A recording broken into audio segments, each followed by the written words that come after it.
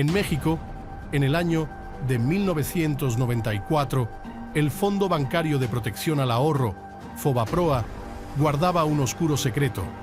Carlos Salinas de Gortari, un político aparentemente comprometido con la estabilidad financiera, desencadenó una serie de eventos que llevarían a la creación del FOBAPROA en 1990. Este fondo, destinado a proteger a los ahorradores, se convirtió en el epicentro de un fraude monumental. La crisis económica de 1994 fue el caldo de cultivo perfecto para el crimen financiero.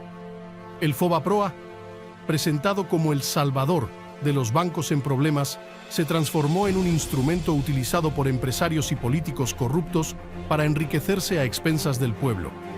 El 55% de la deuda absorbida por el fondo benefició a empresarios y banqueros cercanos al poder, generando fortunas a costa del erario público. En medio de la trama, el programa de capitalización y compra de cartera, PCCC, fue la herramienta sutil que permitió a los responsables enmascarar sus acciones fraudulentas. El gobierno, liderado por Ernesto Zedillo Ponce de León, propuso medidas para frenar la corrupción, pero las controversias aumentaron y el Congreso ordenó una auditoría al FOBAPROA. La propuesta más polémica buscaba convertir los pasivos de los fondos en deuda pública, un acto que desató una batalla política y reveló aún más el alcance del fraude. El crimen financiero fue consumado y la deuda del FOBAPROA alcanzó cifras astronómicas, cubiertas por los contribuyentes. A pesar de la creación del Instituto para la Protección al Ahorro Bancario, IPAB, la sombra del FOBAPROA persiste como un recordatorio de la corrupción y la impunidad. En el pasado, el desfalco de fondos estatales para inyectar liquidez a las entidades bancarias se reveló como una táctica maestra de corrupción. Los titanes financieros y grandes corporativos, astutamente declarados en bancarrota, orquestaron un siniestro plan al transferir las deudas de sus instituciones a una cartera vencida rescatada por el gobierno. Así, los impuestos de los mexicanos, en lugar de destinarse a áreas vitales como salud, infraestructura, educación y cultura, se desviaron para pagar las deudas de los bancos.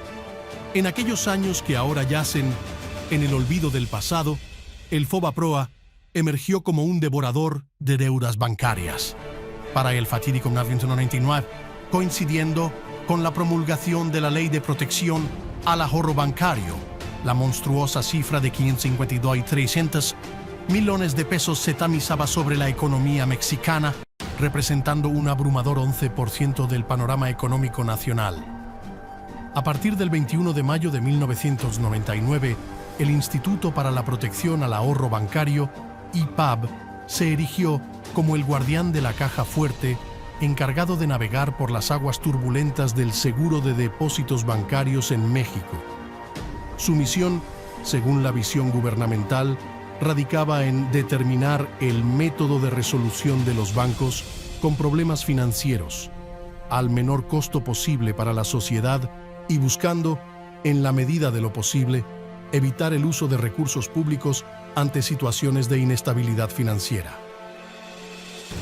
En ese tiempo, las sombras financieras se oscurecían aún más y el rumbo de la estabilidad económica pendía de un hilo sutil y frágil: la manipulación maestra de aquellos que se aprovecharon del sistema, llevando al país al colapso económico.